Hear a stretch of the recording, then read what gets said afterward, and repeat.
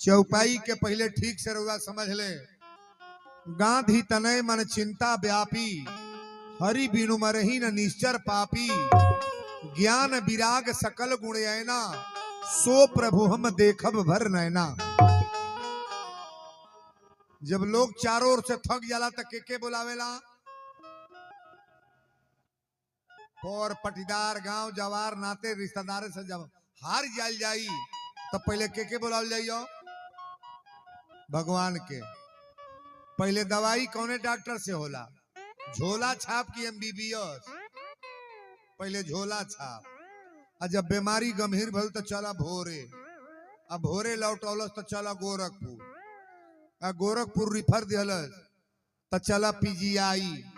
अब पीजीआई लौटाई तब के बोलावल जाई? तब कहल जाई भगवान अब बचावा हो दादा। पोत पात के धरा गल भगवान बचावे। विश्वामित्र बाबा गईले अयोध्या। गांधी तनय मन चिंता व्यापी, हरि बिनु मरहि न निश्चर पापी। ज्ञान विराग सकल गुण ऐना, सो प्रभु हम देखब भर नैना। विश्वामित्र बाबा गए अयोध्या कि चल तनी राम लक्ष्मण के लेके आई, हमार जग भगवान की कृपा से संपन्न होई। बिना भगवान के कृपा से कुछ होला ना। गेहूं पाक के ललहरी भइल बा, बादर निकलता, गौजियाता, लेकिन जब लिखल होई तबे गेहूं काट के घर में आई। काट के दुआरा पर धोइल गेहूं गरगरा के बरसे लगी है। ओय में सब पानी पानी हो गए। काट के डेहरी में धरा जाई, अगर खाए के लिखल ना होई, काट उठ के धोइल बाकी साल भर खाए। जहिया गेहूं डेहरी में धराइल तहिया मर गई। गेहूं तो धैले तो चहले से गेहूं को रोटी खाई जाई। परमात्मा पर भी भरोसा करो आप। हेलो हेलो, बड़ी सुंदर कृपा है। विश्वामित्र बाबा गईले कहले कि जब अयोध्या गईले तो दशरथ जी के मालूम हो गए कि महामुनि विश्वामित्र जी का आगमन हो रहा है। बाबा लिखले बनी कि संत मिलन को जाइए, तज ममता अभिमान, आज ज्यों ज्यों पग आगे बढ़े, कोठिन यज्ञ समान। किसी संत के पास जाओ और जग में जाओ तो दो काम छोड़कर आना है।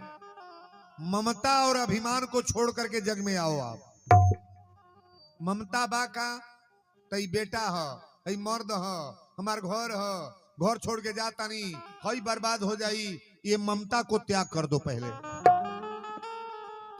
जौने माया में परल बानी केहू साथे जाई, केहू के जाई। भगवान पर भरोसा रखो, काम सफल हो जाएगा सब। दाता एक राम, भिखारी सारी दुनिया। दुनिया वाले देंगे तो लेंगे कि नहीं? क्यों सब पैसा ले तो ले कि ना हो, तुरंत ले। लेकिन परमात्मा देते हैं तो लेते हैं। कितना कई करोड़ रुपया के दे दिले, का दे दिले, क्यों से लेता नहीं वहां के। विश्वामित्र बाबा गईले। आज जब गईली तो दशरथ जी के मालूम हो गल कि महामुनि विश्वामित्र जी का आगमन हो रहा है। सकल समाज लेके दशरथ जी गईले। चक्रवर्ती नरेश दशरथ जी जब गईली तब विश्वामित्र बाबा के लेके अपना यहाँ दरवाजा पर ले आके बैठौली। आ कठोत में पानी लेके यहाँ के चरण धोली। दरवाजा पर अगर साधु आवे लागे, दुआरे पर साधु अगर आवे लागे तो जान ले हमार बरकत अब होई। हमारा बेटा के नौकरी लाग जाई, घर बन जाई, खेत किना जाई, दुकान चली, सब टनाटन मामला हो जाई। को जब दुआरे पर साधु आई तो जेकरा दुआरे पर कबो साधु संत न आवे, कबो कोनो ऐसा आदमी न आवे, तो जान लिया कि हमार बर्बादी लिखल बा। पूरे रामायण में पापी के परिचय तुलसी बाबा 2 गो लिखली। पापी की यहां 2-4 गो बेटा पैदा हो सकेले। मंतरिया के लोग गौर करेंगे। पापी की यहां 2-4 गो बेटा पैदा हो सकेले। पापी की यहां 2-4 करोड़ रुपया बैंक बैलेंस हो सकेला। पापी के घरे कोठा अमारी हो सकेला। पापी के दुकान मकान हो सकेला। लेकिन पापी के घर 2 काम नहीं होगा। कौन कौन? सुत दारा धन लक्ष्मी, पापिन को भी होए, संत समागम हरि कथा, तुलसी दुर्लभ दोय। पापी के दुआरे पर कबो साधु ना जाई। बंतरिया में जे बड़ा धनाट बनो, पता खोल ओकरा दुआरे पर कबो साधु लिट्टी ना लगाई, गेटवे नहीं खोली। बड़ा जेकर लग रुपया बरसता, ओकरी दुआरे पर कबो साधु खरियानी नहीं पाई, लिट्टी ना लगाई, वो दरवाजा पर संत जइबे नहीं करेगा महाराज। साधु जाई कोनो गरीबे के दुआरे पर लिट्टी लगा ली, कोनो गरीबे से मांग ली, कोनो गरीबे की यहाँ गुजर हो जाई, लेकिन बड़े लोग कहां साधु को मानेगा महाराज।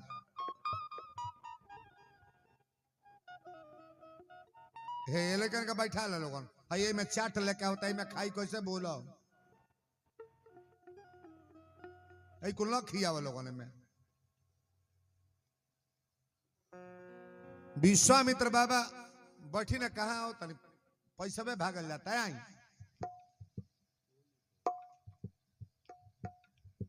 कथा चलता बीच में आयल गल न करी। काना बा राम प्रकाश यादव एज घरवा है न, और बिकिया से तो ही रहल हो जो बतिया उतरल हो। चलो नगदे बड़ा तो हूँ हे ने घर बाकी है ने लड़का का बाण है, 3 जने हमें हरारू बा। चलो ठीक बाड़ी निम्ना रहे, दुल्हनियों ठीक रहे तो ठीक रहो। अब बुलाव के राय को तो चलो बैठ, ताकत आने कहने और बैठल बाड़ी, तोरो इज्जत निमने हो तो होई।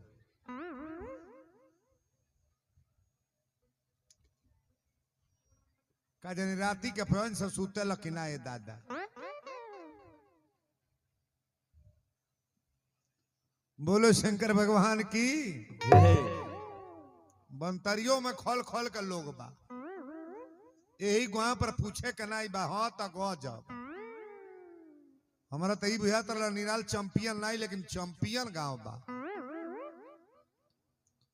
बोलो शंकर भगवान की जय। विश्वामित्र बाबा जब गईले आ कठोत में पानी लेके दशरथ जी गोड़ धोली, आसन पर बैठा के कली की सरकार इला के कारण बताई आप कौना और कहां से।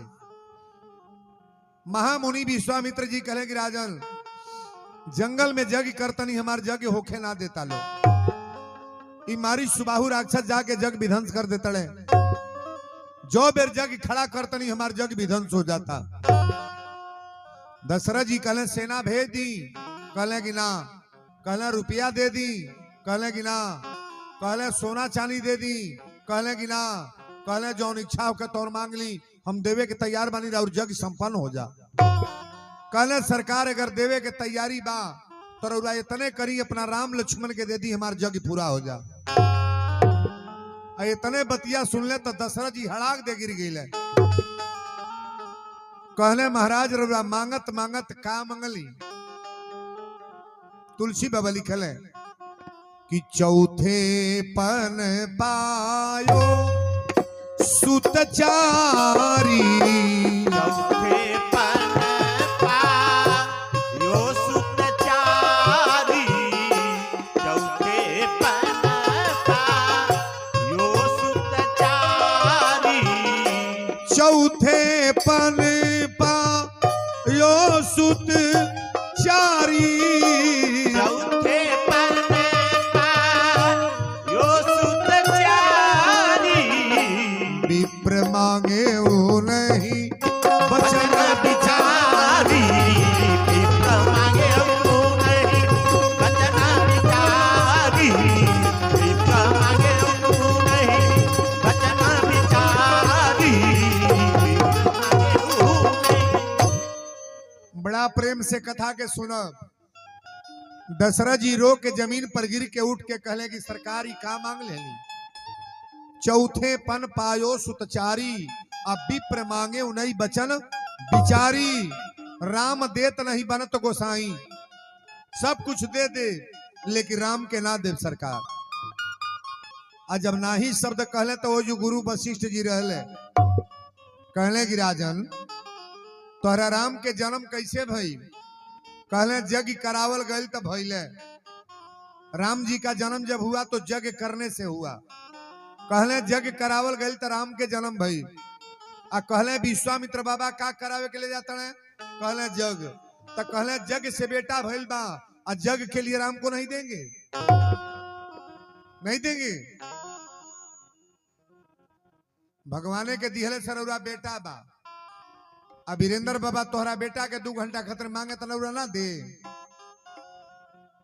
साधु का मर्यादा खराब नहीं होना चाहिए। जितना बारी फुलवारी फुलाइल बा ना, भगवाने के कृपा हो। अब भगवान के अगर उल्टा रुआ शब्द से संबोधित करे तो सारा जे देले बा ले ही ना। बहुत लोग कहले बाबा हमार जवान बेटा मर गई, हमार मर्द मर गई, हमार नाती मर गई। जे देले बा ओकर हो ले ही ना। कि बेटा तोहार हो, लेके आयल बड़ा लोग। बोलो सच्चे दरबार की जय। चौथे पन पायो सुतचारी, अब विप्र मांगे नहीं बचन बिचारी। गुरु वशिष्ठ जी कले राजन अपना बाबू राम और लक्ष्मण के 2 जनी के साथ लगा दी। राम लक्ष्मण के लेके विश्वामित्र बाबा चल रहे। और जब लेके चलल बड़े, बैठ जाओ बीच में कायदे से।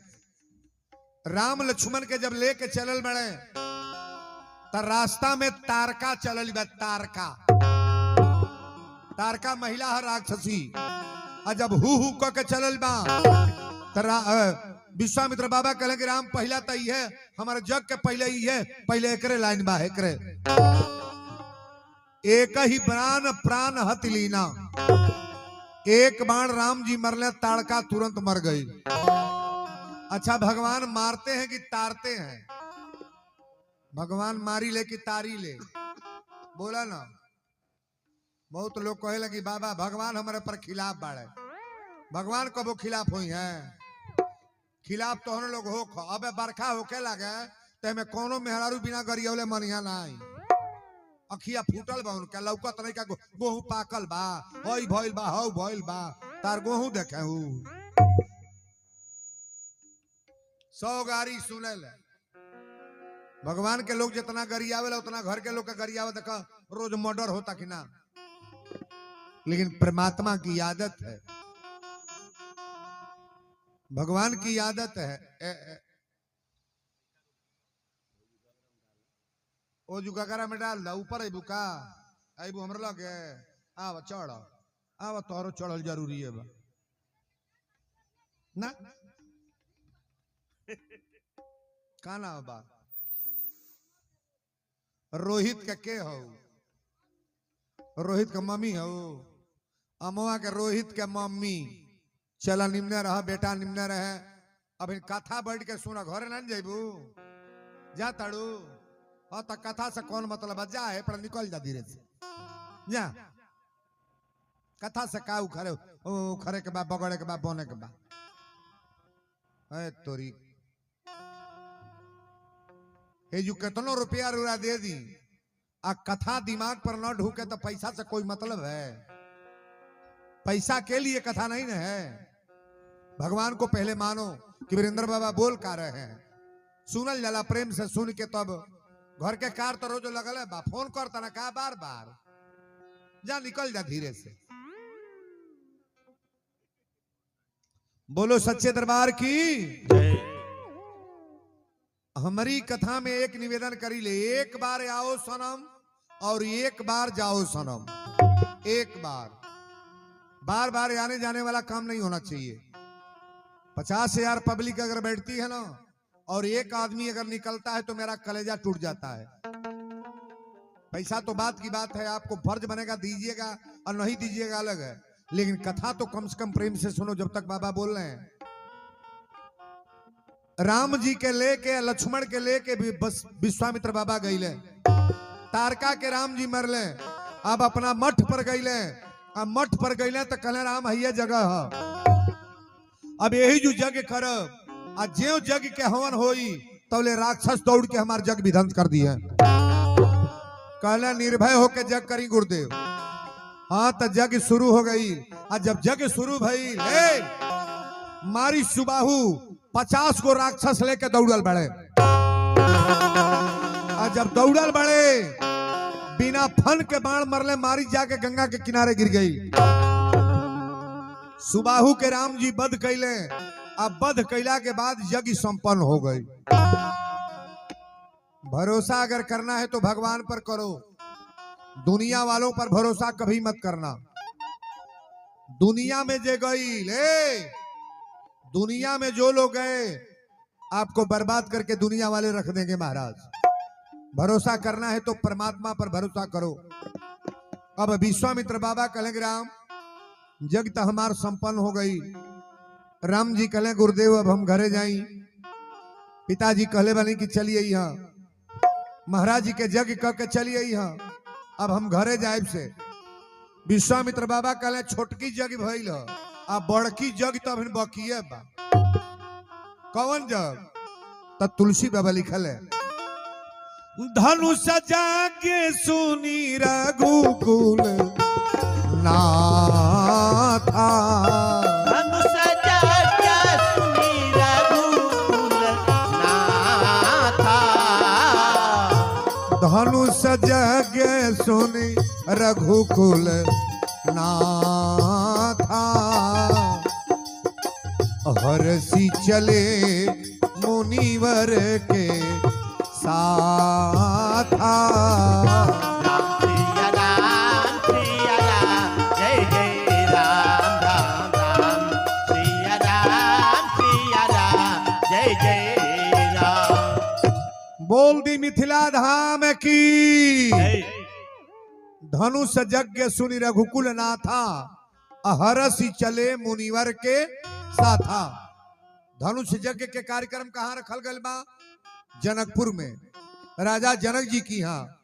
आई राम लक्ष्मण के लेके जब गईले, थोड़ा कथा को बड़ा विस्तार से समझिएगा। राम लक्ष्मण के लेके गईले जब जनकपुर में राम जी पहुंचले लेके, तो राजा जनक के मालूम हो गए कि विश्वामित्र जी के आगमन हमारा जनकपुर में भइल बा। तो राजा जनक जी अपन सकल समाज लेके गईली। आज जब सबके लेके गईली तब विश्वामित्र बाबा के प्रणाम कैले। प्रणाम कैला के बाद कहले कि गुरुदेव आप आसन ले। विश्वामित्र बाबा अपना शांति से बैठल बड़े। अतौले राम लक्ष्मण अइले। राम लक्ष्मण अइले तो राजा जनक जी कहले गुरुदेव ई लोग के हवा? भाई के हवा? पहले तो राम के देख के जनक जी निहरते रह गईले। कहले सरकारी चक्रवर्ती नरेश दशरथ के पुत्र ये बड़े वाले राम हैं और ये छोटे भाई उनके लक्ष्मण हैं। हमारा यज्ञ करने के लिए राजा दशरथ ने ये दोनों बेटों को मेरे साथ लगाए थे। अब यज्ञ संपन्न हो गया। जनक के मालूम हो गया कि तो ब्रह्म है, भगवान को कौन नहीं पहचान जाएगा। अच्छा ये जो बहुत लोग बा लेकिन सबके में अलग अलग क्वालिटी बा कि ना? जितना लोग बा सबके लेखा वीरेंद्र जी बाड़े आ कि वीरेंद्र कुछ अलगे बाड़े? सबके लेखा अंबानी मानी जी हमें केहू केहू के लेखा ना बा। बहुत लोग कहला फलाने के लेखा फलाने रहले, फलाने के लड़कियां उनका लड़कवे के लेखा बा। केहू के लेखा केहू धरती पर ना बा। 4 गो बहिन एक माई के पेट से बाड़ी तो 4 खोल के बाड़ी। 4 गो बेटा अगर बाड़े तो 4 खोल के। 4 गो पतोहियो आयल बाड़ी तो 4 खोल के। खोल खोल के है लइकन के बोला ना लइका काहे न डोला तरसोबे मतलब के बैठ। है जे लइका जे ले आयल बा लइका कौन ले को गो ले आयल बानी? लेकिन का बैठा ले लोगन बोलो कायदे से। राजा जनक जी सोच ले कि जौन धनुष जगह रखले वाली ई तो ब्रह्म है। अब विचार करते राजा जनक जी अपने सकल समाज के लेके गईले। अब ये जो कथा ई आवता, विश्वामित्र बाबा कहे कि राम जाके पुष्प वाटिका से फूल ले आवे लोगन। फूल तूर के ले आवे लोगन। राम लक्ष्मण गईले पुष्प वाटिका में फूल तूरे। अब फूल तुरता लोग यही टाइम में सीता के महतारी अपनी बेटी के पूजा करे भेजे तड़ी। यहाँ जितनी बेटियां आई हैं गौर करना, चाहे लड़की 5 में पढ़त होके, चाहे 8 में, चाहे 7 में, चाहे 12 में, अगर आज के कथा 4 गो चौपाई और 2 गो छंद अगर याद कर ले और रोज पाठ करतिया तो ओकरा बियाहे में कबो कष्ट ना होई। और उतना चैंपियन शादी लड़की के होई ना कि रिकॉर्ड मैं बोलने जा रहा हूं। केवल आज कथा यही है कि पूजा का फल आप समझ लो। पहले एक बात बताई, पूजा के फल तुरंत मिलता है कि बाद में? नहीं बोलोगे? पूजा का फल तुरंत मिलता है कि बाद में? बाद में पूजा के फल तुरंत मिलेला। अबे हम बताओ तनी, तो हम लोगों ने पूजवा नहीं बाकी जीवन भर करता तब में पोतत जाता, वो पूजा नहीं है।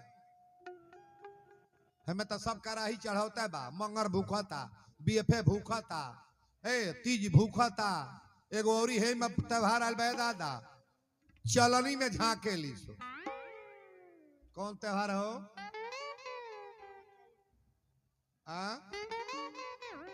भदबुआ में पर लखा रहा हो करवा चौथ। जौन मेहरारू कबो मर्दे के गोड़ नहीं लागतिया उ भूखतिया करवा चौथ। हमें के भूखे लगना करवा चौथ तो हर फायदा करी ना। पहले पति के पैर छुआ। धरती पर सबसे बड़ा देवता नारियों का कौन है? दुर्गा जी है कि छठी माई है कि काली माई है कि हनुमान जी है कि शंकर भगवान की अपन मर्द? नहीं बोलोगे? अपने दुल्हा से बड़का देवता कौन मारे? पगली। रामायण खोल करके पढ़ना, किसी पुस्तक को पढ़ के बताइएगा नारियों के लिए सबसे बड़ा जरूरी पूजा कौन है? अपने पति का पूजा। जौन महिला अपनी मर्दे के रोज गोड़ लागतिया, रोज पैर छुअतिया, पति के आरती उतारतिया, ओकरे जीवन में कबो कोनो घटना ना होई और ओकरा शरीर से ओकरा परिवार में केहू के रोग बीमारी ना होई। ई पतिव्रता सती नारी का लक्षण है महाराज। इन्हें तो देखे के मिला था मर्दे के गोड़ लगिया चाहे ना, लेकिन दुर्गा जी का कपूर जरूर जरई है। छठी माई का व्रत भूखी है, तीज भूखी है, बहुरा भूखी है, सजी भूखल बेकार बा। पथले के पूजो या मर्दे के भूजो। मंतरिया के मेहरारू तो चैंपियन है येजू का बात कौन बा? गोपालगंज जिला कहे के नहीं बा हो दादा। वीरेंद्र बाबा तो बहुत कुछ बोलो। सब पूजा एक ओर, अपनी पति के पूजा एक ओर। आप कहीं रख करके देख लेना, जो नारी अपने शिष्टाचार से रहती है, अपना मर्दे के गोड़ लगले में कौन लाज बा हो? कौन लाज बा? सुबेरे गोड़ लागली, अगर मर्द गाड़ी देत होक है, पियक्कड़ होक है, बनमास होक है, आ गोड़ लागल शुरू कर, 1 दिन 2 दिन 3 दिन 1 महीना लगातार लाग, देखा दारू छोड़ देता ना कि ना, मारल गरियावल छोड़ ना दे तो हमारी नाम पर जानवर पोस ली है। औरत जब अपने पति को प्रणाम करेगी तो वैसे ही उसका बुराई हट जाएगी महाराज। मर्द के अंदर बुराई रही। मंतरिया में अपने बड़ा सिखावे परी कई बरस जग होई तब एजू के हई पार्टी सुधरी। हई पार्टी बोलो शंकर भगवान की जय। सीता के माई अपनी बेटी के पूजा करे भेजे तड़ी। तुलसी बाबा लिखली, तेही अवसर सीता आई, तेही अवसर सीता आई, तेही अवसर सीता तह आई, गिरिजा पूजन जननी पठाई। राम सिया राम सिया राम, जय जय राम राम राम, सिया राम जय जय राम। संग सखी सब सुभग सयानी, संग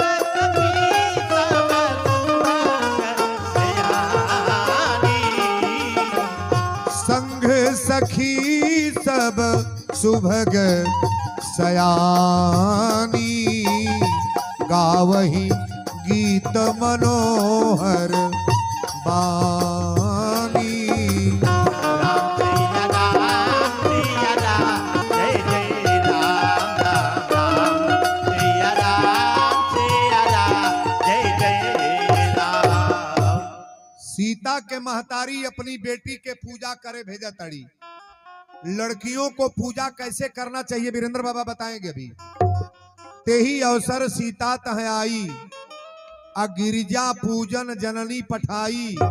संघ सखी सब सुभग सयानी, आ गावही गीत मनोहर बानी। सीता के सखी लोग जा तड़ी तक गावत जा तड़ी की चुप पे, गावत जाता लो की चुप पे, गावत जाता लो। एहू जू के सौखी लोग गावे। पहले एगो नकटा गवात रही, बुढ़िया माई गावत रही। गुरु के चाराना मिलेला बड़े भागी से, गुरु के चराना।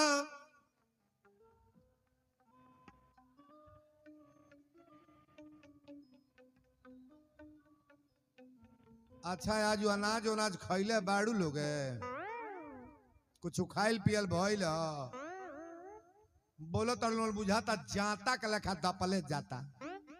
खड़े रे बोला भागी से गुरु के चरण मिलेला बड़े।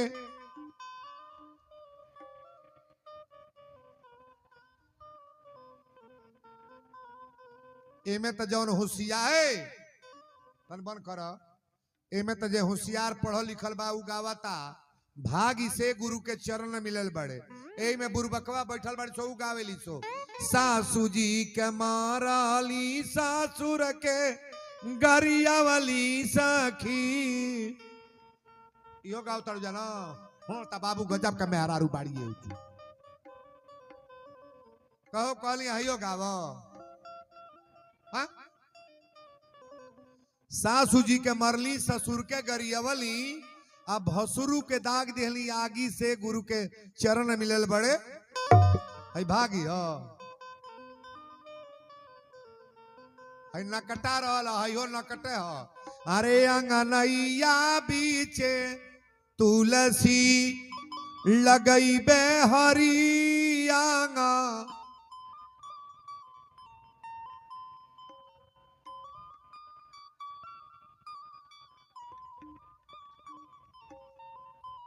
तू लोग जब गावत अड़ू तो बुझाता अस्पताले में सब मरीज निकालल जाता है।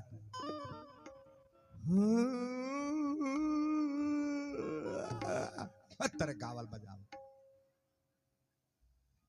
यही तरह गावल जाला बुझाता नहीं बजे गाव तर जो ना कटा बोले खड़े रहे। अंगनैया बीचे तुलसी लगैबे हरियांगा।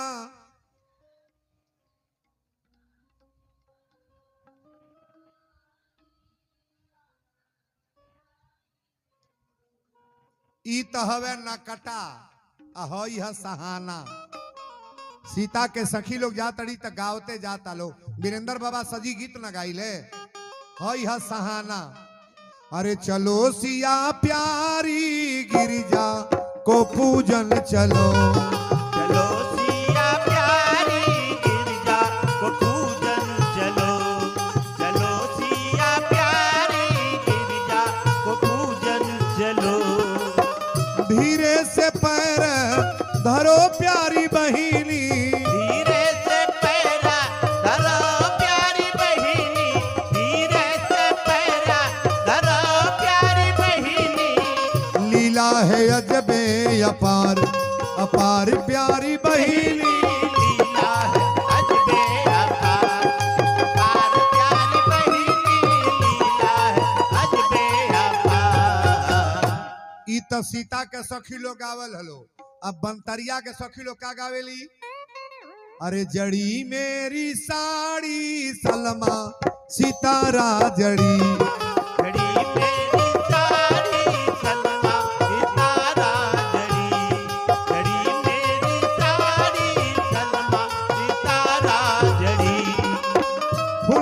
लोढ़न में तो बगिया गई थी, फुलवा लोढ़न में तो बगिया गई थी, फुलवा लोढ़न में तो बगिया गई थी। गड़ी मेरी साड़ी मलिया के दिल में गड़ी, गड़ी मेरी साड़ी मलिया के दिल में गड़ी, गड़ी मेरी साड़ी मलिया के दिल में गड़ी। पूजा करन में तो मंदिर गई थी, पूजा करन में तो मंदिर गई थी, पूजा करन में तो मंदिर गई थी। गड़ी मेरी साड़ी पंडित के दिल में गड़ी, गड़ी मेरी साड़ी ब्राह्मण के दिल में गड़ी, गड़ी मेरी साड़ी पंडित के दिल में गड़ी। बोल दी जनक नंदनी की। अपनी अपनी बेटी के पूजा करे सब लोग भेजेला, लेकिन जितनी हमारी माताएं बहनें बैठी हैं थोड़ा गौर से सुनिएगा। सीता के माई अपना बेटी के पूजा करे भेजे तड़ी, और रामचरितमानस का प्रसंग है। सर मही ते देखी तेही अवसर सीता तह आई, गिरजा पूजन जननी पठाई, संघ सखी सब सुभग सयानी, गाँव ही गीत मनोहर बानी। सर महीप गिरजा गृह सोहा, अब बरनी न जाई देख मन मोहा। पूजा कीन अधिक अनुरागा, निज अनुरूप सुभग बर मागा। सीता मैया पूजा कैली तक का मंगली? खेत मंगली की घोर, आ की रुपया की गाड़ी मोटर की बोर। अरे बाबू को बैठा ली। क्या मंगली हो? लड़कियों को क्या मांगना चाहिए? प्रॉपर्टी मांगना चाहिए। अब तब बिया होता रे होता है दादा, माई बाप जनता नहीं है, और लड़की के बिया हो का जनेने खल के होता नहीं, हमारे यहाँ तक खूब होता बिना दाने दहेजे के तय बा। कोनो पियकड़े के साथे गोइल, कोनो गजेड़ी के साथे गोइल, कोनो लखेरा के साथे गोइल, कोनो जुआड़ी के साथे गोइल, और जाके वहू का नरक हो गल, तकदीरें खराब हो गई। बिना माई बाप के इजाजत की जो लड़की शादी करेगी उसका कल्याण होगा कि बर्बाद होगा? नहीं बोलोगे? बर्बाद। माई बाप कैसनो होई जौने बेटी के पैदा कैले बा टीप के बियाह खोजी कि बढ़िया दुल्हा होके, घर घर बढ़िया होके, भूतहा न होके, ओकरे घर में कोनो बीमारी न होके, कोनो पियक्कड़ न होके। आ जौन लड़किया मोबाइल पर तय करती है जानती है ओकर घर कैसन बा, आ कौन जाति हो। कोई देता तोर जाति है, या ले आके दुबई में बंबई में बेच देता। लड़कियों को फंसा करके व्यापार किया जा रहा है, बेच दे रहे हैं सब। गौर से सुनना। काले जने वो जग में कहले सिवान में कि बाबा हमरा 9 गो बेटी बाड़ी। आप लोग यहाँ क्यों खड़े हैं? आई मर्दन के सीट है बच्चा लिया वा सर्कस चला था कि नहीं? तो लोग है अब है ना, बैठ के सुना लो तनी, कहीं बैठ जा, वो बैठ जा। हाँ, ये जो सही सामान लगा के इहो लोग फेल बालो। जौन जगह वीरेंद्र बाबा फेल हो जाओ जो के पास हो का हो बा, उत्तर प्रदेश में बिहार में के पास हो जाई, जहां हम फेल हो जाई। बोलो शंकर भगवान की। बहुत जने कहले कि बाबा उहे रतिया कहले कि हमरा 9 गो बेटी बाड़ी, और उनका मेहरारू बरबर बरबर रोवे लागल। उमन काहे रोवत ताड़ू? अते बाबा यह सोचता नहीं हमारी बेटी के बियाह कैसे होई, अब इन्हें एको बिहल नहीं बाड़ी, और 4 गो तो सियान बाड़ी। मन तू पगलैले बड़ा। आई कान खोल के सुनो, 10 गो बेटी अगर तोहरा बा, 10 गो बेटी पैदा भइल बा, न तू बियाह क पैब, न तहार है न तोहर मेहरारू केहू बियाह ना करेला। वो लड़की के भाग तकदीर बा। माई बाप अगर मरियो जा तो बेटी बियाह जाएगी ना? नहीं बिहल जाई। माई बाप अगर मर जा 10 गो बेटी बा बियाह होगी ना? ले स्टैंप लिखा था नहीं अजुए, ओकर मामा कह दी है, मौसा कह दी है, गांव में चंदा लगा के लोग बियाह कह दी, लड़की के कहीं ना कहीं बियाह हो जाई। वो अपने नसीब से पैदा भइल बा। बेटी के देख के कबो घबराइया मत। हम बेटी के चर्चा बोलता नहीं, लड़कियों को देख करके कभी घबराना मत। 10 गो बेटी तोहरा बा तो भगवान के कृपा से जो उनका भाग में होई तो ले दे के चल जाई, बियाह हो जाई। आ 10 गो बेटा पैदा करे वो लोग का बियाह हो जाई। बोला तो 10 गो बेटा पैदा करबा बियाह हो जाई। 4 जना राणू है घूमी लो, पता कॉली है गांव में 8 भाई रह लो, 6 जना 3 जना कुंवारे बालो, ओई तरह कुंवारे उफर पड़ल लो। गलती बोलता नहीं, लड़कन के बियाह नहीं हो पाई। इतनी परी बताव, लड़की दरोगा बनतिया, लड़की सिपाही बनतिया, लड़की एसपी बनतिया, लड़की इंजीनियर बनतिया, लड़की डॉक्टर बनतिया, लड़की मास्टर बनतिया, लड़की कंपाउंडर बनतिया, लड़की ड्राइवर बनतिया। लड़कियों से ज्यादा लड़कों का नौकरी मिला है। कहो कोनो बेटी कुंवार रह जाई आ लड़का लोग का करता पेपर ले बार छाटवा के आ मोबाइल लेके हलो हलो नहरी पर करता होई बिया लागी हरदी। बेटियों के साथ बेटों को जोड़ते हैं आप लोग, मुझे बड़ा कष्ट होता है। पहले एक बात बताओ, बेटी जितना इज्जत माई बाप के को दी कबो पतोहियो को दी। तन बोला हो बेटी इतना इज्जत कबो पतोही करी। अबे लड़की रउआ विदा कइले बानी गइल बा ससुरा, अब माई बीमार पड़ जा अस्पताल में रहो आ लड़का गइल बा बम्बई, तो पहले माई के देखे बेटा आई कि बेटी? सही बोलिए, पहले के देखे आई? पहले बेटी देखे आई। माई के कपार बथे तो पहले तेल बेटी धरी की पतोही नहीं बोलबू? तनी हो बता दो, पहले सास गोड़ लागले की पतोही? पहले सास गोड़ लागले की पतोही लागल गोड़? मारुति में मार्शल होती है गोड़ लागी तकाए मुड़ी लाओ ताड़ू के लागी हो? पहले लोटवा के पनिया लेके के अगर आके दौड़ेला, जैसने अगर आता लोग वैसने बुताइयो जाता। लोटा के पानी लेके पहले सासुए न जाली, पानी गिरा के कहिया हे लक्ष्मी उतर। 5 दिन के बाद झांपी झोरा खोलाई तब न गोड़ लागी। अच्छा ईमानदारी से बोलो, 5 बरस 7 बरस के बाद पतोही घर में से निकली। पतोही के बुराई पहले गांव में के फैलावेला इहो बतावे के पड़ी। बंतरिया के बूढ़ा लोग भीतरे बूझी ले। पतोही के बुराई के फैलावेला सास। अगर सास लायक बा, गारंटी से मैं बोल रहा हूं, अगर सास लायक है तो उसकी बहू के बुराई गांव में जा नहीं सकती है।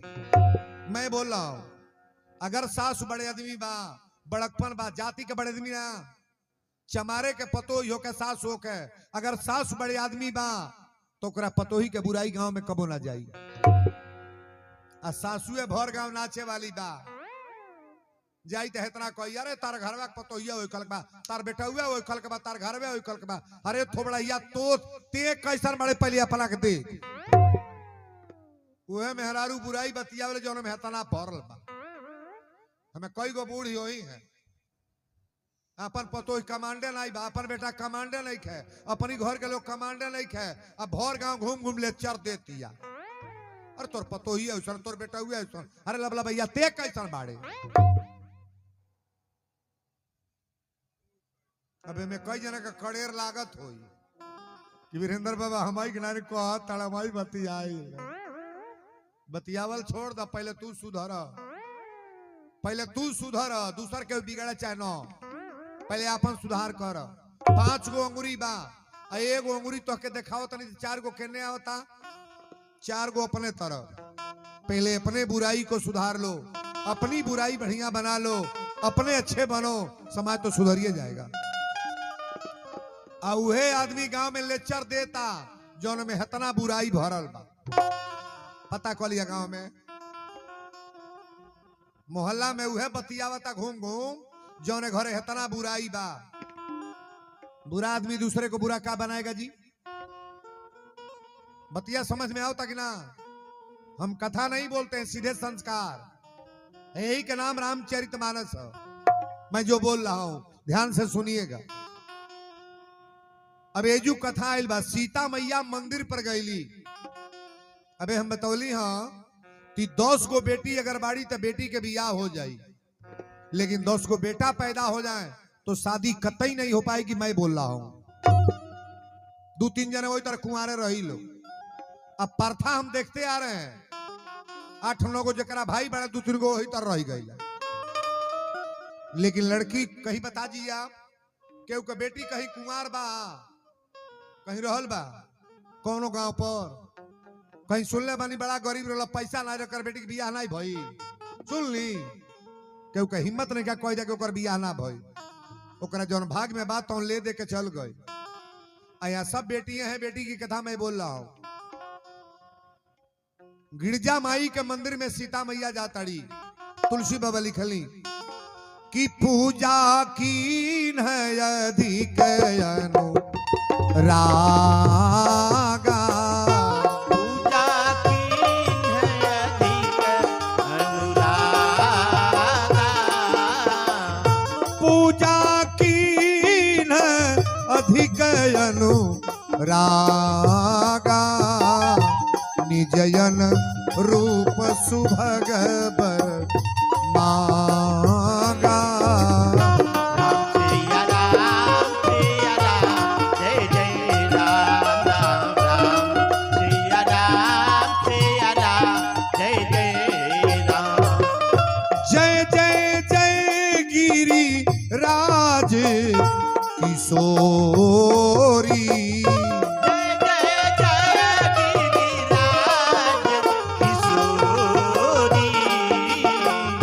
जय जय जय गिरी राज किशोरी, जय महेश मुख चंद चकोरी।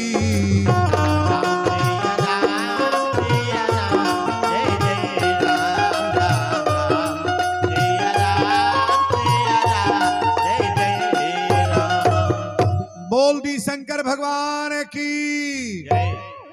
सीता मैया के पूजा कैले रहली? कौने देवता के पूजा? अच्छा, 13 के दिने फागुन में जल रुआ पच के चढ़ाई ले। फगुनवा में के जलवा चढ़ेला क्यों जानता नहीं क्या? दुर्गा जी के। अब बहन के दुखे बोलल है दादा, निराले सब जना बौके बैठल बड़ा लोगन का तन बोललो कर जा। कैसे बोलो? 13 में जल के चढ़ेला शंकर भगवान के, भोलेनाथ के। सीता मैया शंकर जी के जल ना चढ़ोले बड़ी। सीता मैया के जल चढ़ाओ तड़ी? शंकर जी की मेहरारू के नाम है गिरिजा, शंकर जी की औरत का नाम सती, शंकर की औरत का नाम पार्वती, शंकर की औरत का नाम अंबिका, शंकर की औरत का नाम गिरिजा, शंकर की औरत का नाम दुर्गा। शंकर जी के जितना मेहरारू बालो हई जौन मूर्ति धराता ही केकर मेहरारू हई? भोलेनाथ के। बोलो शंकर भगवान की। सीता मैया गिरिजा के पूजा कैली है बाबू। तेही अवसर सीता तेही अवसर सीता तहयाई, गिरिजा पूजन जननी पठाई, संघ सखी सब सुभग सयानी, आ गाव ही गीत मनोहर बानी, सर महीप गिरिजा गिरी सोहा, अब बरनी न जाई देख मन मोहा, पूजा कीन है अधिक अनुरागा, आ निज अनुरूप सुभग बर मांगा। सीता जी बर मंगली। और पास जितना जने सिंदूर वाली बानी और बेटा प्यारा बागी मर्द, और खातिर सबसे निम्न बेटा बागी मर्द। नहीं बोलो बेटा बेटा हो। बेटा पर जे धधाइल बुताइयो गई, बेटा पर जे महिला धधाइल उ बुता गई है। वीरेंद्र बोला तड़े बेटा पर कबो विश्वास न करिया कि भर पल्ला गही। पल्ला अगर गहे वाला बात तो केवल हस्बैंड, पति और मर्द। ये कहोगो तो बेटा बड़ा बाप हो बाप, जब ले बिया नहीं भलो तैले बुझाता करेजा काट के माई के दे दी।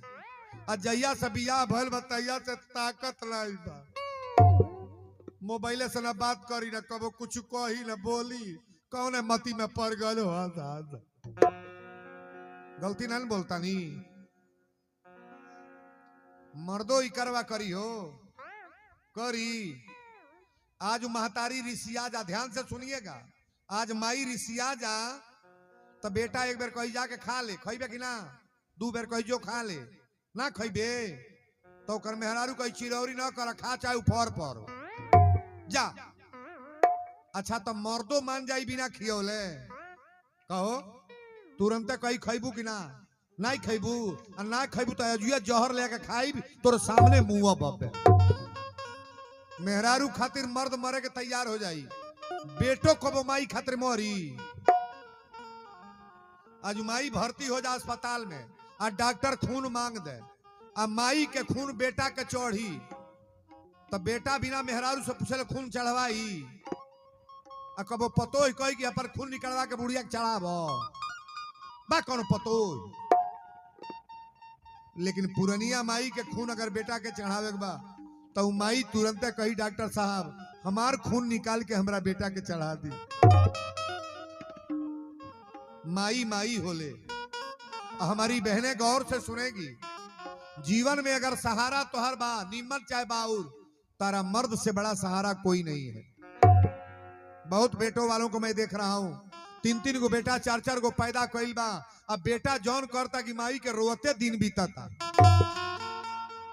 अब यहाँ की बात तो मैं नहीं करूंगा, लेकिन मैं पूरे उत्तर प्रदेश बिहार में देख रहा हूं कि वही घर में महतारी उपास को के सूत गई, अब बेटा मार छनन मनन को के बना के खाता। कुल होता कि ना? नहीं होता। जौने घर में माई रोवती या माई है, माई के दाह कबो मेहरारू पुरा दी। माई के पेटे में बच्चा होक है, ऑपरेशन कराओ के बाद डॉक्टरी में लेके भोरे जा डॉक्टर कहिया कि एक गो बची, या तो माई बची ना तो बेटा, तो ओकरा घर वाला के बचावे कहिए साहब पतो ही बच जा, बेटा मर जाई तब हो जाई। मर्दों कही मेहरारू बच जा, लेकिन वो माई से पूछल जा डायरेक्ट डॉक्टर से, डॉक्टर माई से पूछे कि बतावा एक गो बची, या तो तू बचबू नहीं तो तोहर बेटा, तो माई के बचावे कही? माई तुरंते कही डॉक्टर साहब हमरा बेटा के बचा ली, हमारी औलाद के बचा ली साहब। अगर बाबू रही हैं, हम मरियो जाए तो लोग कही एगो माई बेटा पैदा करके मरल बा। अगर बेटा मर जाई आ एकरा बाद हमरा बच्चा ना भइल तो जीवन भर हमरे नाम पर लोग गारी दी थूकी बझनिया हई, बझनिया बेटा के खा घर ल। कैसनो माई बा बेटा के मुँहे के ना कही। नारी के खाना और साड़ी 1000 बा, आज जे 9 महीना ढोलो के लुगरी मुहाल बा। मेहरी के कहले पर माई के मारे खातिर बेटा लाठी लेके तैयार बा। आ कलजुग के बाबू लोग के ध्यान धर्म आई हो कि ये जुग के बेटा लोग के यह व्यवहार बा।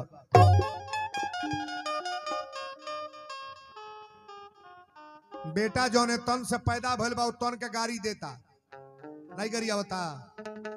अपने कान से मैं सुन रहा हूं, अपने माई के जौन जौन गाड़ी बेटा देता ना कि सुनने पर दांत खट हो जाता। उस बेटा का नरक होगा कि स्वर्ग होगा?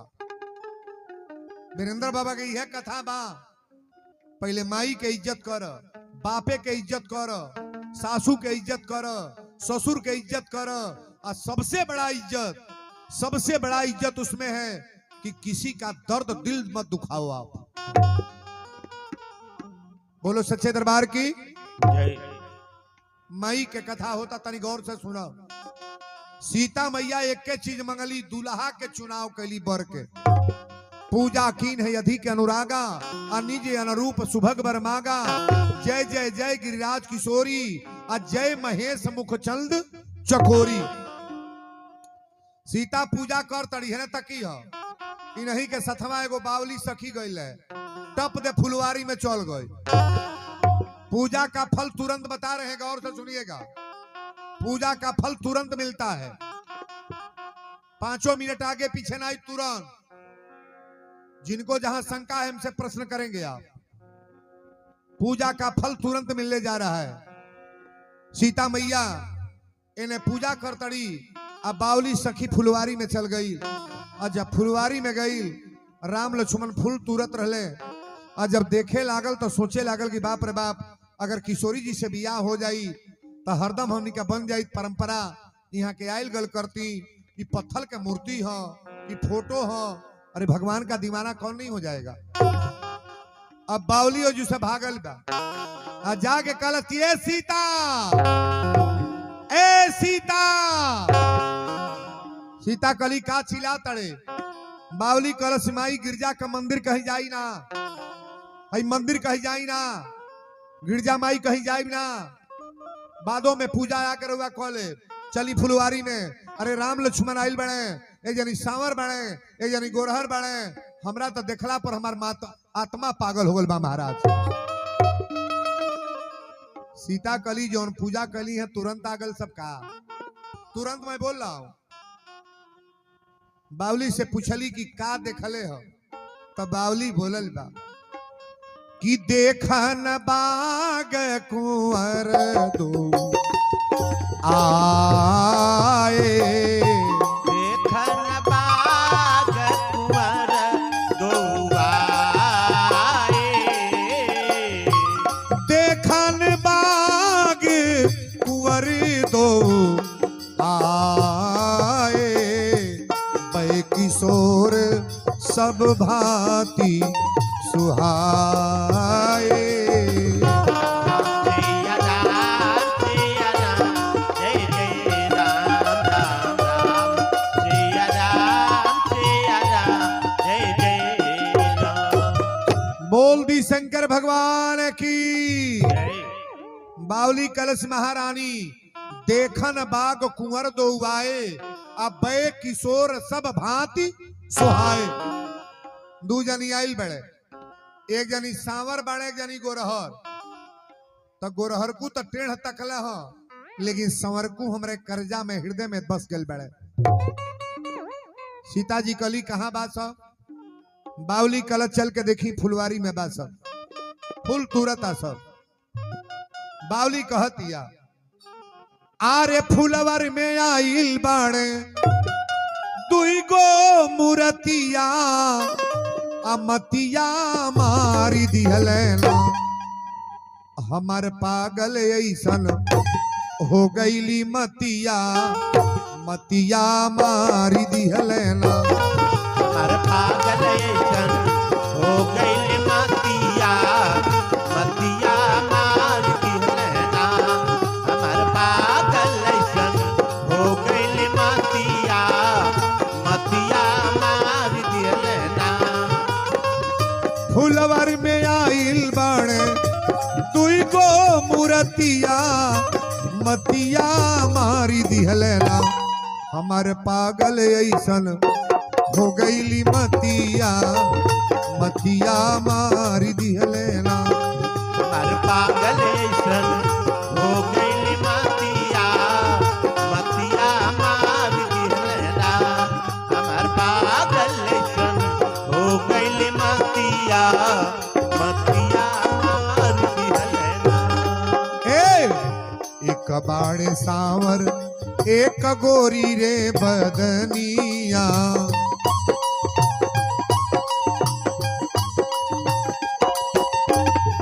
चमकीला चेहरा जैसे चांद के चननिया।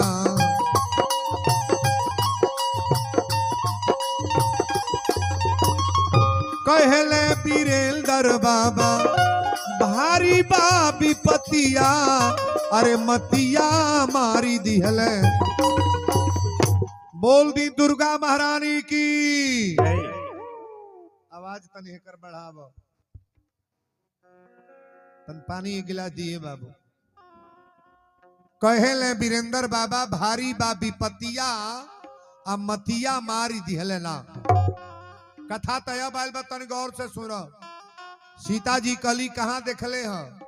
तब बावली कलश की देखन बाग कुंवर दो आए, अब बे किशोर सब भांति सोहाए।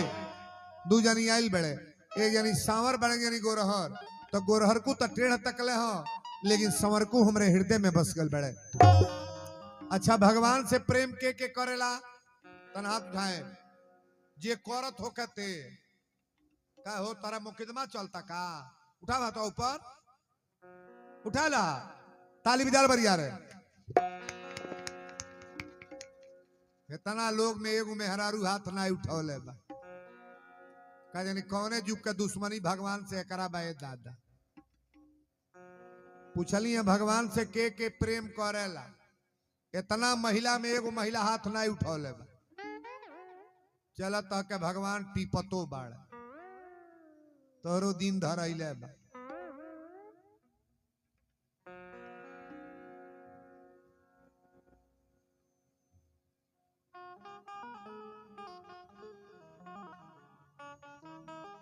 सीता जी कहली चल के दिखाओ कहां बास।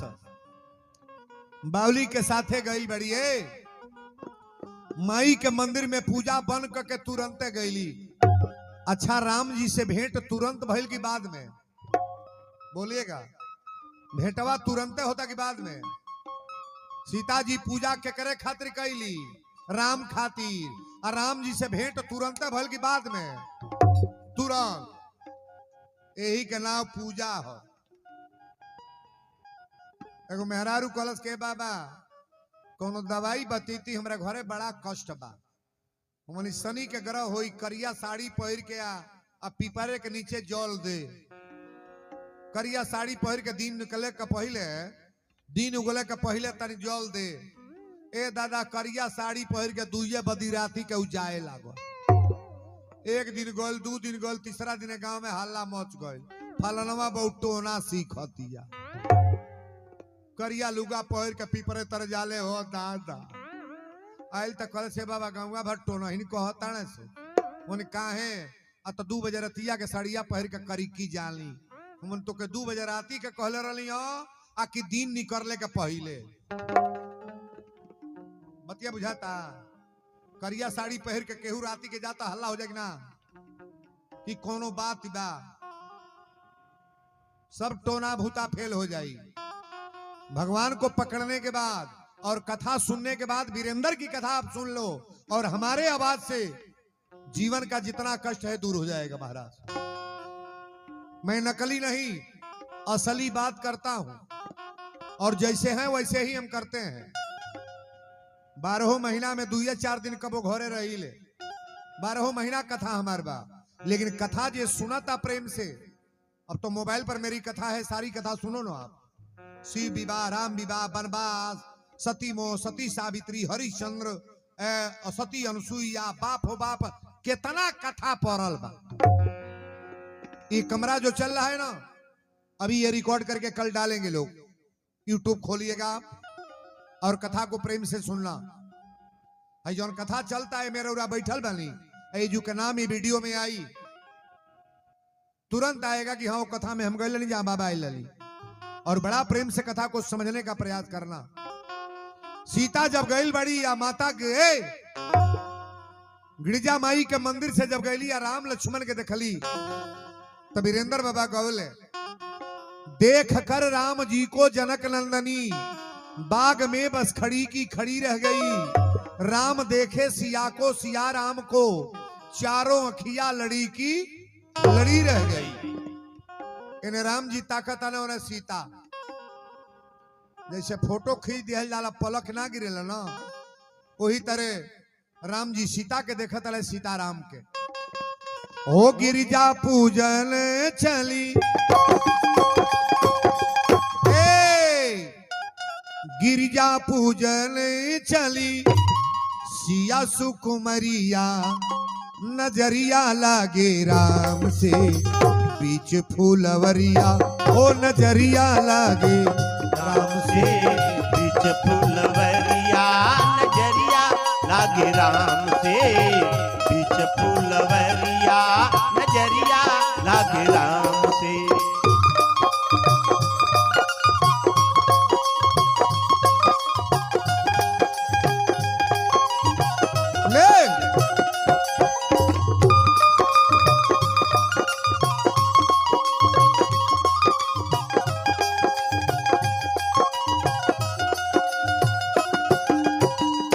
चनवा के ताकेला जैसे चकोर हो, ओई से निरखे सीता राम जी की ओर हो।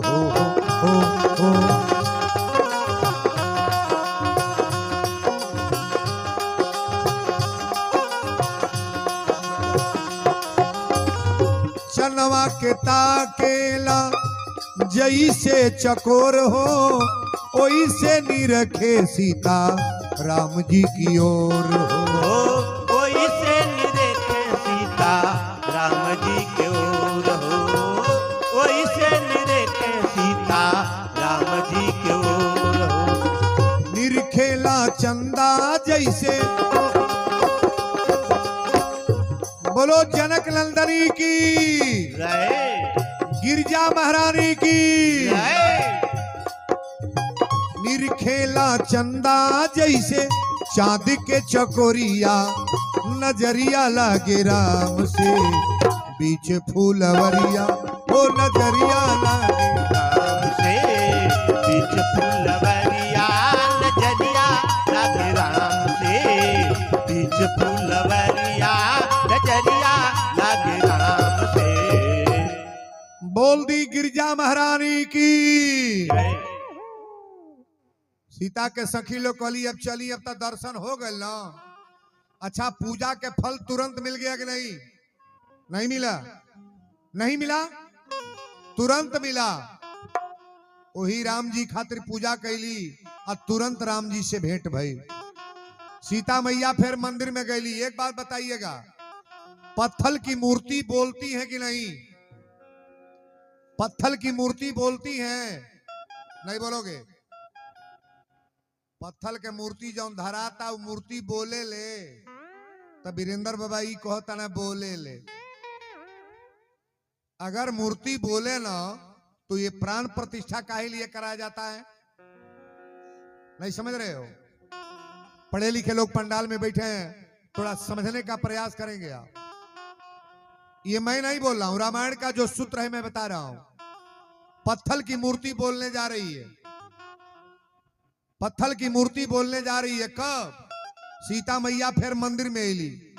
बाबा लिखली कि जय जय जय गिरिराज किशोरी, जय महेश मुखचंद चकोरी, जय जय जय हे गजाननी माता, गणेश जी के माई है गिरजा। हे अब मंदिर में जब एली तब तुलसी बाबा लिखल है।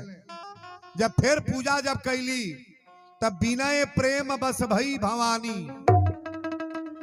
मैं मानस का सूत्र बता रहा हूं चौपाई, और जहां जिनको शंका हो आप तुरंत प्रश्न करिएगा कि बाबा आप क्या बोल गए। बिनय प्रेम बस भई भवानी, खसी माल मूरत मुस्कानी। पत्थर के मूर्ति मुस्कियाए लागल, और माई के मूर्ति आयल बा दुर्गा जी के, और ओरा मंदिर में जाई या मूर्ति हंसे लागे तो ओरा समझ में आ जाएगी नहीं कि माई हमारा पर खुश बाड़ी का जी। हमनी घर जब बरकत होके लागे, बेटा का नौकरी लाग जा, घर बन जा, रुपया पैसा आगाद हो जा, खेत किना जा, जमीन लिया जा, सब लोग निमने रहे लागे, तो जान ली है कि माई के कृपा हमारे घर पर हो गल बा। और जब तोहर बिगड़े लागे, जो सोचा तड़ा गड़बड़ होके, तो जान ली है कि पूजा में कटौती बा, कसर है। तबीयत खराब कैसे होला? तबीयत खराब होई तो जाने वाला जान नहीं जाई काहे भइल हो, कहो नहीं बुझा जाई। खूब हेतना तेल डाल के मसाला डाल के छवक के सब्जी बना दो, आ खूब जबदा है 4 करछुल लेकर खा लो। कहो पेट कड़ेर करी की झोरी, बोलो तो तब काहे कहा था दादा पेटवा कन काहे झोरता, कन काहे पेट झोरता। खैले बड़ा तू जानब हो, नहीं बुझाता। जे जवन खाता है ना तकी हो, बीमारी तुरंत बता दी कि काहे भइल बा। पेट गड़ता, कपारे में दर्द काहे बा, देही में काहे चक्कर आवता, अपन सोच ल कौन गड़बड़ी बा काहे। शरीर की बीमारी आप तो तुरंत जान जाओगे, तुरंत जान जाओगे। और मनुष्य कह दे कि मैं अपनी बीमारी नहीं जान पाता हूं, ये अलग बात है। बीमारी आप तुरंत जान जाओगे। बोलो सच्चे दरबार की जय। बिना ये प्रेम बस भई भवानी, आ खसी माल मूरत मुस्कानी। मूर्ति मुस्कियाए लगल, गिरजा माई के मूर्ति मुस्कियात या मंदिर में मूर्ति हंस रहल बा। मैं नहीं कह रहा हूं, रामचरितमानस की चौपाई है। बिना ये प्रेम बस भई भवानी, आ खसी माल मूरत मुस्कानी। ऐ करे बाद माई के गोटाई में जौन माला रहे, लड़कन का बैठावा कायदे से, लड़कन का पकड़ बैठा लो, बैठ जा बेटा, वो छोटको को बैठा लो, फिर वो खींच के ले जाती है दुकान। का कल जाई, छोट लड़का मानो के ना ले जो बिहारी में खेला को बाण है, 4 गो 2 गो, चलो ठीक बा, 2 गो कम ना बाण। हाँ 2-3 गो और आवे घर में औड़ेर मचौले रहे। घर कौन जौने घर में शीशा ना फूटल हो के, देवाले पर गोजाई न होखो, जौन में कुछ न टूटल न होखो। एक घरे गली तो कली देखली टनाटन सब जंगला अलमारी फाटक एकदम शीशा के लखा। कली ये बाबू सब सही बताए, रौरा घर में लइका नहीं बड़े का, भर भर रोए लगल। कहले बाबा रौरा कैसे जानली हम कहनी हम एकदम नकल क के जानली हम। जेकरे घरे 4 गो लइका बाड़े, कतई कोनो सामान टूटल फूटल जरूर लौकी, नहीं लौकी। तो शीशा टूटल हो, जंगला टूटल हो, देवाले पर गोजले हो, सो ना तो कुछ न कुछ लदर फदर जरूर हो। आ घर उहे निक लागेला जौन घर में टूटल फूटल बा। 4 गो लइका ना हो, घर कोनो घर हो कहो। आई सुन लो, 4 गो पतोही बाड़ी घर चटक ना लागी, 4 गो पतोही बाड़ी घर रौनकदार ना लागी। आ 2 गो बेटी अगर घर में बा तो बिजली के लेखा घर जरत रही। बुझाई को गो पतोही बाड़ी, बिना बेटी के घर कैसन, आ बिना लइकन के घर कैसन। जेकर लइका नहीं बा घर में 2 कोर बनावली खैले बाड़ी, माछी मारा ताड़ी मुंह और मौले बाड़ी, गोबर के लगा क के बैठल बाड़ी। काते बाबा दुगुलतियो बाड़े, पतो हिले के रिसिया के बनावे खाले अलगे बाहोज बा। कौन तरह से बूढ़ा जी है, बुढ़ौती के सहारा छोड़ा नाती बेटा रहेला, मुंह बोलवारो बतियावल जाला, कहल जाला, सुनल जाला, ये सब बात है ना। लेकिन कथा में जे आइल बा ध्यान से सुनी। हम कथा नहीं सीधे संस्कार बोल रहे हैं। हई के ऊपर प्रवचन करता नहीं बोली जौन बतिया बोलता नहीं, हम उता अपन प्रवचन करता बोलो चल गए, तारा समझ में आवे चाहे ना आवे, लेकिन हमरा समझा देग बा कि वीरेंद्र का कहले। आवाज आवता माई के आवाज आवता, बिना प्रेम बस भई भवानी, आ खसी माल मूरत मुस्कानी। मूर्ति मुस्कियाए लगल। अब माई के गटई में जौन माला रहे टप दे सीता के गला में पड़ गई। ताल भी एक रहे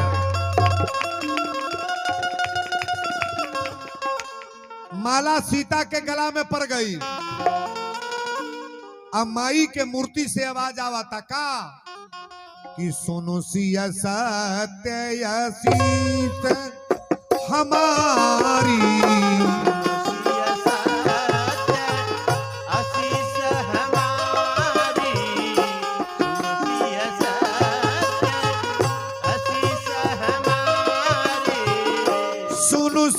सत्य आशीष हमारी,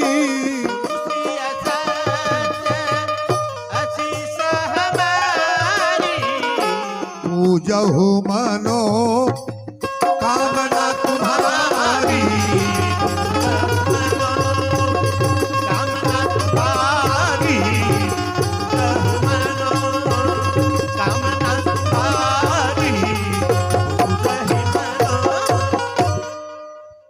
मूर्ति से आवाज आवता। मैं नहीं कह रहा हूं, पत्थर के मूर्ति बोले लेकिन गिरजा माई के मंदिर के मूर्ति बोलतिया। सुनु सिया सत्य आशीष हमारी, अब पूजा हूं मनोकामना तुम्हारी। ये माता जी की मूर्ति बोल रही है। जौने लड़की के शादी करे के बाद तनिक गौर करी, मोबाइल हो तो आप रिकॉर्ड कर लेना, और नहीं मोबाइल है तो इस कथा को बजा करके अपने घर में सुनना।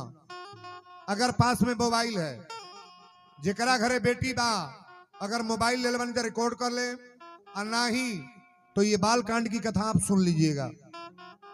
लड़कियां अगर ये छंद को प्रतिदिन पाठ करें तो ओकरा बियाहे में माई बाप के तनिको कष्ट ना होई। सुंदर से सुंदर शादी होई और ओकर दुल्हा ऊ मिली है, ओकर घर परिवार वैसा मिलेगा कि क्षेत्र में नाम हो जाएगा कि हाँ फलाने के बेटी के कहीं बियाह भइल।